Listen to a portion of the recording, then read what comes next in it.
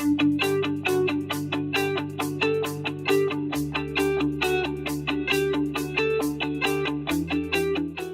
is Dr. Mark Hitchcock from here at Faith Bible Church in Edmond, Oklahoma. I want to thank you for joining us for another episode of Marking the Times. There are a lot of things happening in our world today. We've talked about some of those the last few weeks, some of the things taking place in the Middle East. But what I thought I'd do with our time today is answer a question that came in about Daniel chapter 8. And really the gist of this question is Daniel chapter 8 about things that have happened in the past, or is it about things that are going to happen in the future? And that's just kind of a good general question to think through about a lot of Old Testament prophecies. There are a lot of Old Testament prophecies we read, and it's really clear they've already been fulfilled. And some of them, it's really clear that they're yet to be fulfilled. But some of them, it's a little bit more difficult to discern. We kind of wonder, is this something that's happened or something that's going to happen? And this question is about the fulfillment, the timing of the fulfillment of Daniel chapter 8. And the person who sent it in said this: could Daniel 8 be a Turkey and Iran war? Did this war already take place, or is it still one to come? What are your thoughts? Then he goes on down and says, most translations of Daniel 8:21 say Greece, but the original is Yavan or Ionia, which in the time of Daniel is now current-day eastern Greece and western Turkey. Many chalk this chapter up to happening in the past with Alexander the Great, but Daniel 8:17 says, understand the vision concerns the time of the end. So what he's wanting to know is this a prophecy that's been fulfilled in the past with Alexander the Great and Antiochus Epiphanes? Or is it a prophecy that's still going to be fulfilled in the future? A couple of things about just the book of Daniel. In Daniel chapter 2, we have 4 empires that are presented there in 4 different metals in a great image that Nebuchadnezzar saw. It's Babylon, followed by Medo-Persia, then Greece and Rome. And we have the same thing in Daniel chapter 7 with 4 beasts. We have a lion, we have a bear, we have a leopard, and then we have this kind of nondescript beast with 10 horns. And then we get to chapter 8 of Daniel. It narrows down to just 2 of those nations, the middle 2, Greece and Persia, these 2 middle nations. And we know it's Greece and Persia. They're pictured here as a ram and a goat. Persia's the ram and Greece is the goat. And we know that because when you go to chapter 8 and verse 20, he says, the ram you saw represents the kings of Media and Persia. And then verse 21 says, the shaggy goat represents the kingdom of Greece.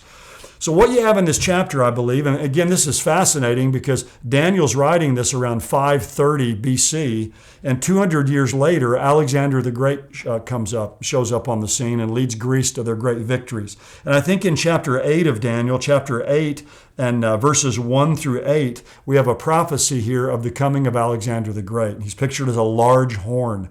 But then it tells us when he's at the peak of his power, he's going to be cut off and his kingdom's going to be divided into 4 parts. And that's exactly what happened. Alexander the Great died at the zenith of his power in 323 BC in Babylon, and his kingdom was divided among 4 of his generals. And then in chapter 8 of Daniel, in verse 9, it says, out of one of them, that is, out of one of the 4 divisions of Alexander's kingdom, is going to come a small horn. And it goes on to describe this small horn. And most Bible scholars agree, and I agree also, that this is talking about Antiochus Epiphanes, a Syrian king who came out of one of those 4 divisions of the empire of Alexander the Great. So I think that this passage goes on and talks about him. Now, the question here is there's 3 views about really Daniel chapter 8, verses 9 and following. Some believe it's a prophecy only about Antiochus Epiphanes. It has no relationship to the future Antichrist. Some people think it's only the future Antichrist and is not Antiochus Epiphanes. But I take it that it's both in this sense. I take it it's a prophecy about Antiochus Epiphanes, who was a Syrian king who persecuted the Jewish people. He defiled the Jewish temple. That's where the whole celebration of Hanukkah, the Feast of Lights, comes from. Clearly, this is talking about him, but I think that it goes beyond him and that he serves as a type or kind of a pattern or a picture of the coming Antichrist. So Antiochus Epiphanes, I believe, is what I call the Old Testament Antichrist. He was a type or a picture of what the final Antichrist will be like. And we see that when we go to Daniel chapter 11.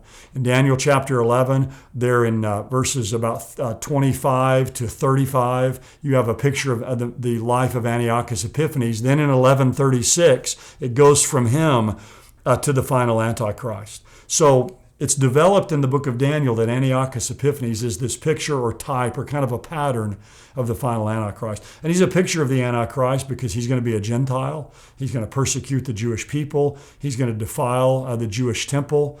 I mean, he's going to be a great blasphemer. He's going to be arrogant. So when you read Daniel chapter 8, it is a prophecy about Antiochus Epiphanes beginning in verse 8 and following.